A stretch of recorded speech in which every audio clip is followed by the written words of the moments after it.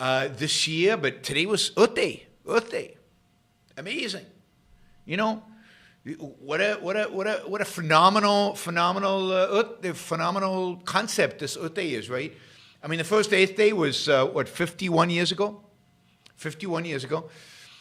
51 years ago, I mean, the environmentalist movement was relatively young. It had started during the 60s, really grew. And Greta was on PBS telling us she would not tolerate it anymore and we better get our act together. So, you know, you guys better pay attention because she has that scary look about her. You know, like she's going to do something about this. She's kind of scary. But anyway, think about the wondrous environmentalist movement that 51 years ago, there was the first Earth Day. The first Earth Day. At the time, we were told that, chemicals were going to cause us all to die young from cancer. Yeah, thank God they told us that. At the same time, the number one issue that people were concerned about was too many people, the population bomb. Too many people on Earth. We were all going to die of starvation because there just wasn't going to be enough food. Population bomb, I think, came out in 1968 by Paul Ehrlich, who's still around, still probably celebrated Earth Day today. 1970 was just a few years before the big prediction, the big prediction of global cooling. We were all going to freeze to death. The next ice age was upon us because of pollution that was blocking the sun. The sun couldn't get through. Heat couldn't get through. We were going to cool down, and we were all going to die. I mean, with predictions as good as that, how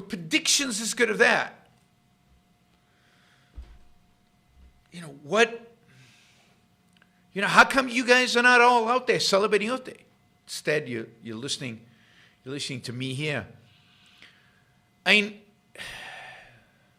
they have warned us of catastrophe, of death and destruction, of the end of the world, of Armageddon.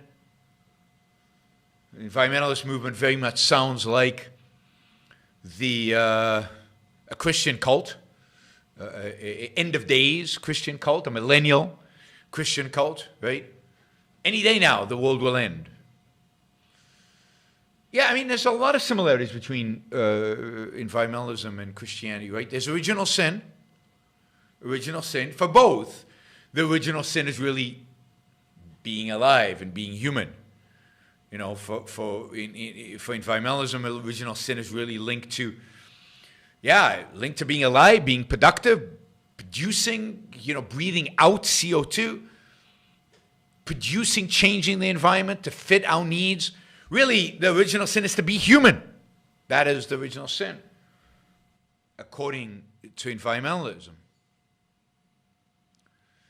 According to Christianity, it's, sex, enjoyment, pleasure, having a good life. Very similar.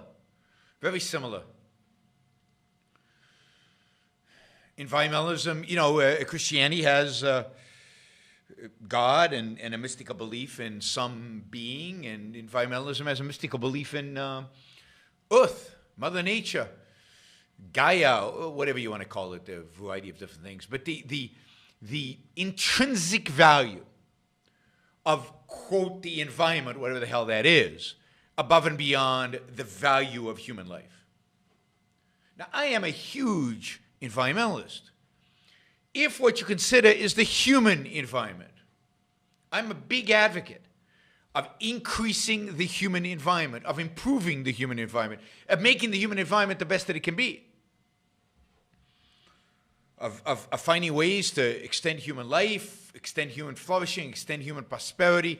I'm for changing nature as much as necessary in order to achieve individual human flourishing and prosperity. So in that sense, I am all for the environment in which human beings live. That's the only environment that has a value, because to have value, to be of value, You have to be of value for someone, for some purpose.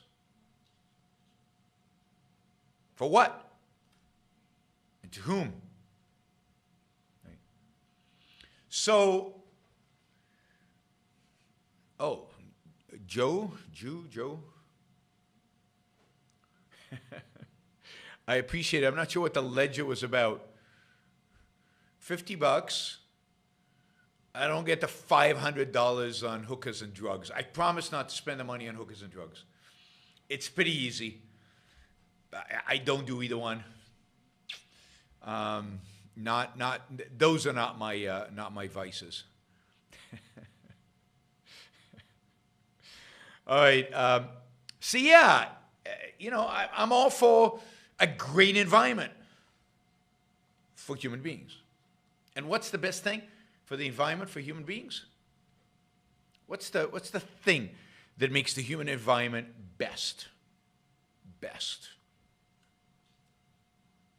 Oh, Joe Cow is Daniel. All right, now we're all even out. I get it. All right, Daniel is now Joe. How do you pronounce that? Joe. Anyway, he's a cow now. I don't know what happened to Daniel. Something happened overnight. Anyway, Daniel just gave $50 to round up from the $450 he gave 2 nights ago. So thank you, Daniel. And that's terrific. A couple of nights ago was amazing in terms of the amount of money we raised. Of course, we don't want to let it up. We want to keep going, but that is terrific. So the human environment, what's the most important thing for the human environment? Not cows, no. It's pronounced Jew cow? I don't know. That sounds anti-Semitic. You better watch it. All right, a free society, of course. A free society is what is necessary. So in that sense, we're all environmentalists. Alejandra says that today we have to reach $400. Alejandra is always right about these things. Yes, $400 is kind of our normal super chat raise. That's just standard practice. And then once in a while we have these exceptional ones. No questions today. A lot of contributions, which is nice, but no questions. We're gonna have to get some. I don't know. Yeah, there's too much distracting stuff going on Super Chat.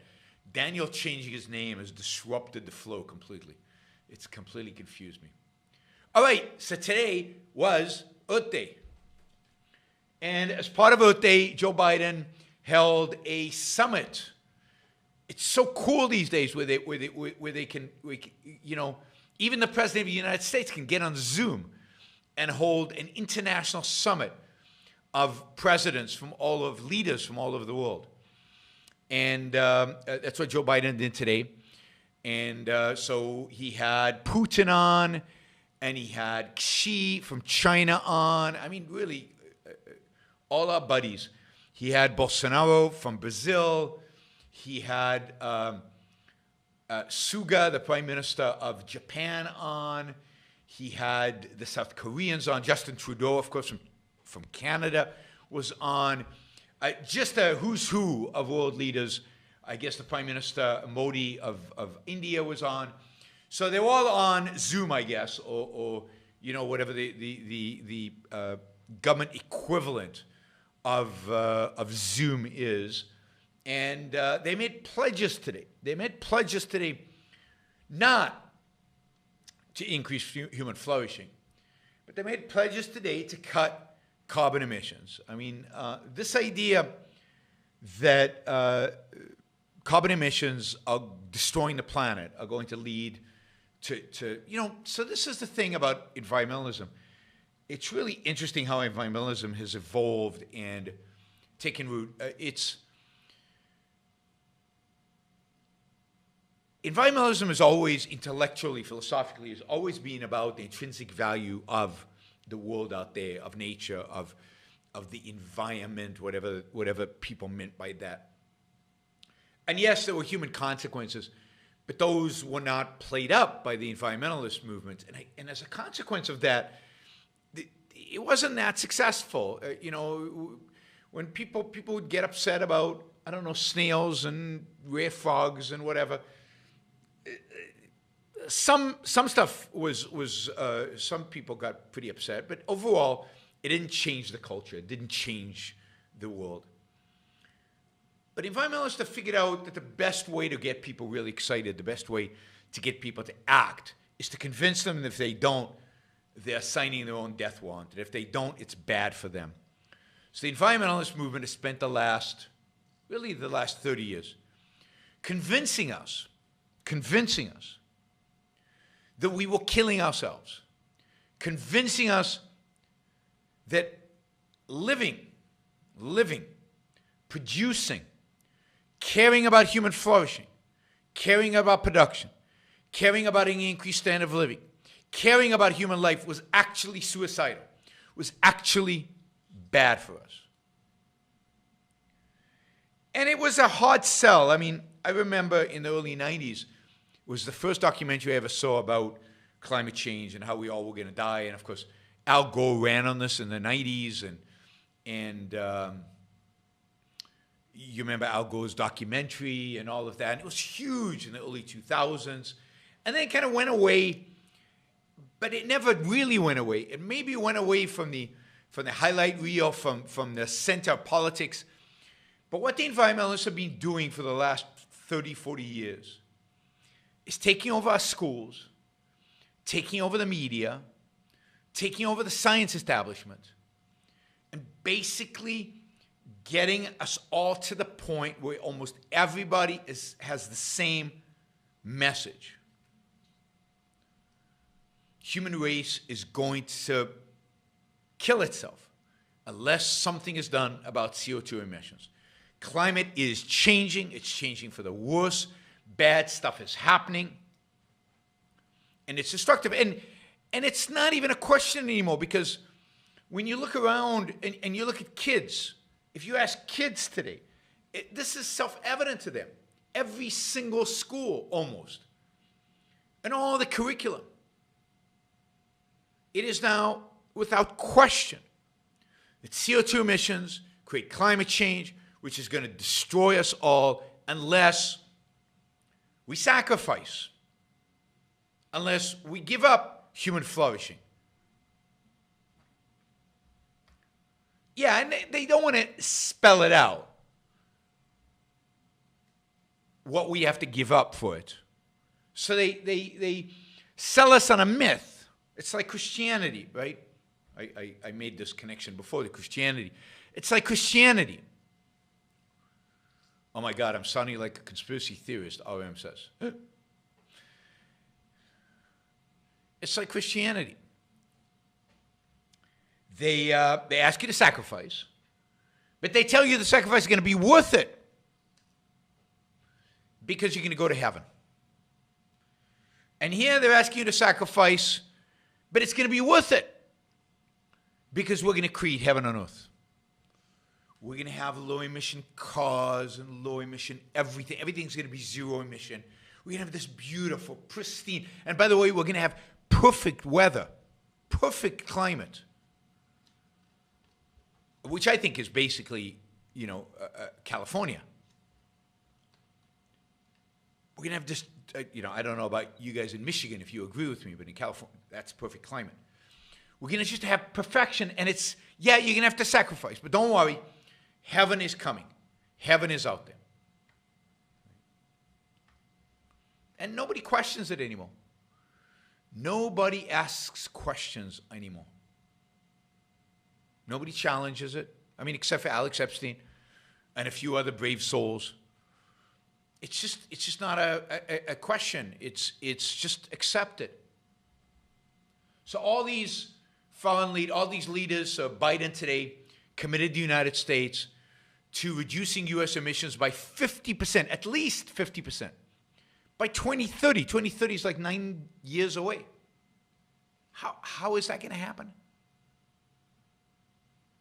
How is that going to happen? I mean, really? We're all going to buy Teslas?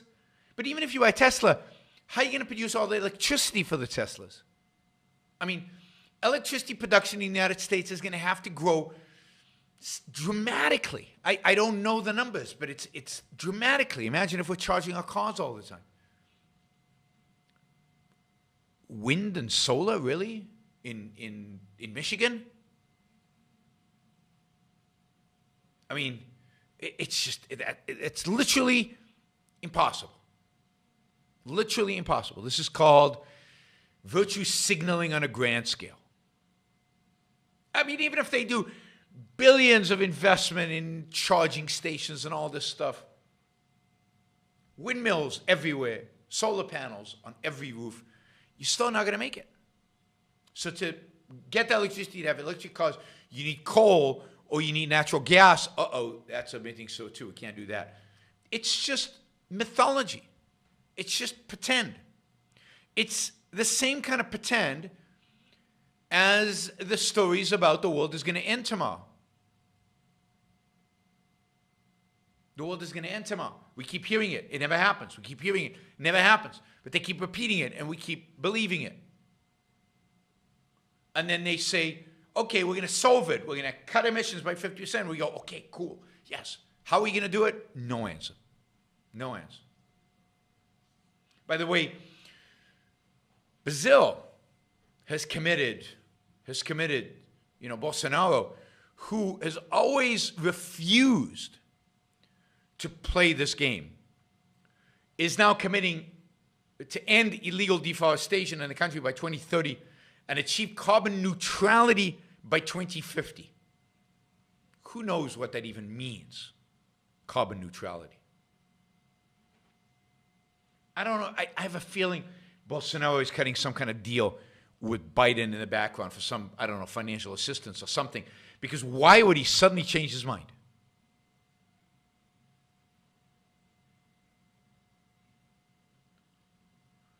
Japanese Prime Minister has pledged to curb emissions by 46% by 2030, as compared to 2013 numbers. So much bigger off of today, I assume. 46% whereas in the past, 26%. It turns out the Paris Accord was nothing. All these numbers are far higher than the Paris Accord.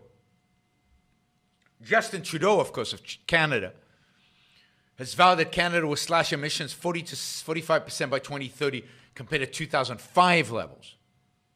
Much bigger increase on what he's committed in the past. I assume that is going to mean they're going to stop the number one export business in Canada, which is mining and oil exploration. Prime Minister Modi of India has committed to vow to install 450 gigawatts of renewable energy by 2030. India, which is a country still struggling to get hundreds of millions of people out of poverty, they're going to devote their energy instead of that into subsidizing and government funding inefficient, unproductive, I guess, solar energy. Now, maybe India and China will do all this with nuclear. That's the one hope I think they have. Russia's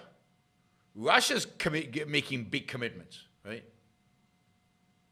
And, of course, Putin wanted to shift the conversation. So he wants a big global reduction of methane.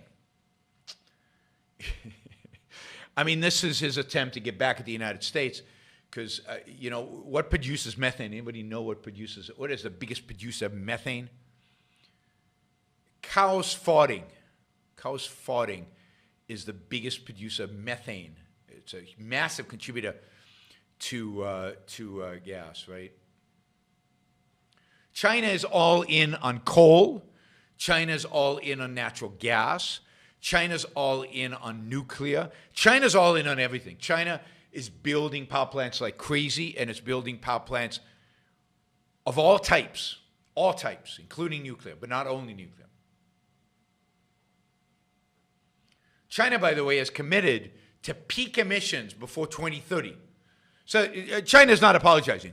They're saying, we're going to increase emissions until 2030. Then we'll start reducing them, and by 2060, we'll be carbon neutral. Again, meaningless.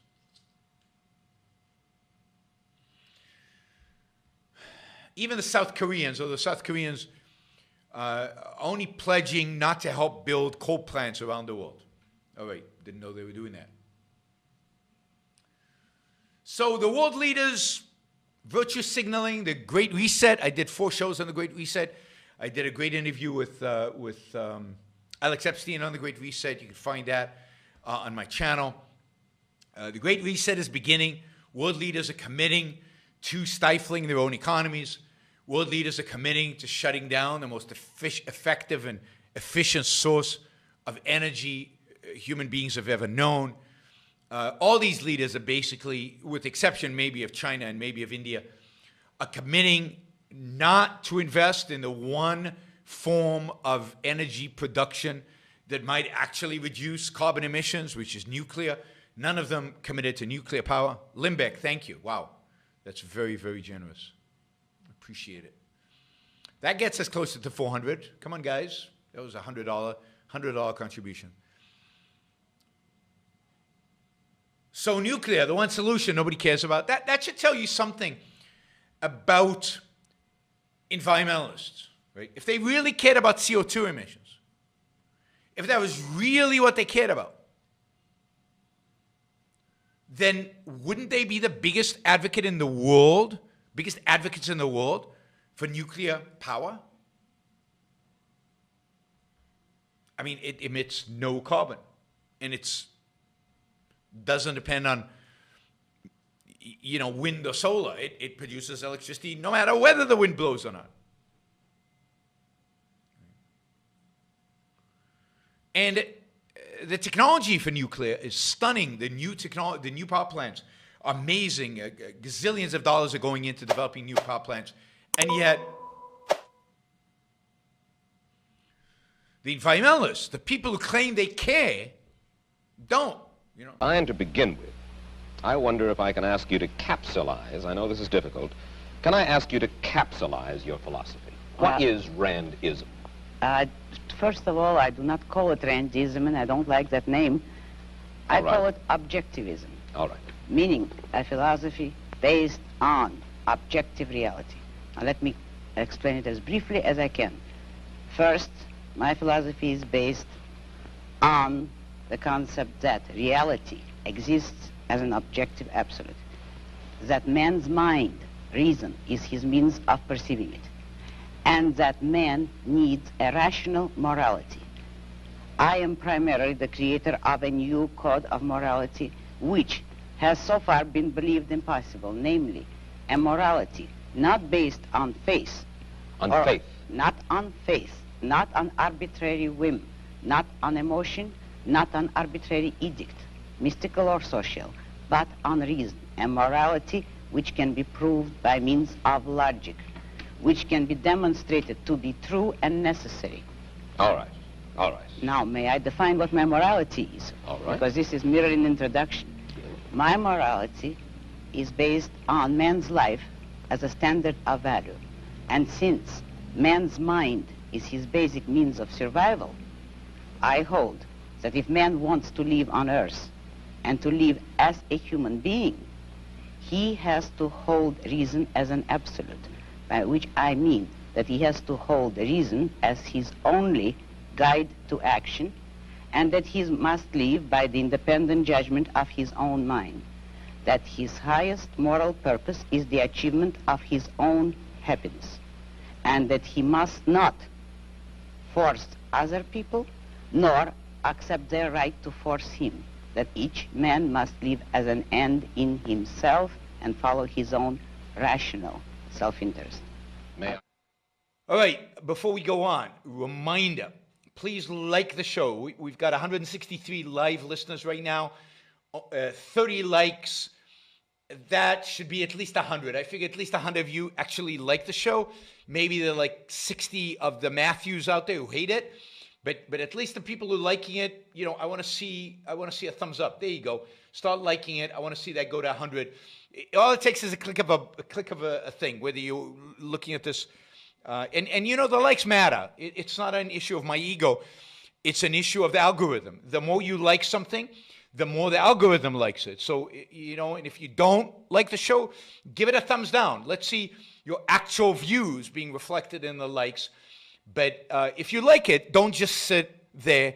Help get the show promoted. Of course, you should also share, and you can support the show at JeronBrooksShow.com/support, or on Patreon or Subscribestar or Locals, and show your support for the work, for the value hopefully you're receiving from this.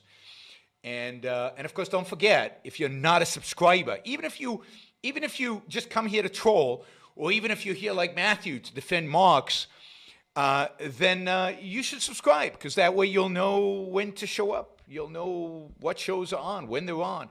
You'll get notified, right? So, yes, like, share, subscribe, support. Like, share, subscribe, support. There you go. Easy. Do one or all of those, please.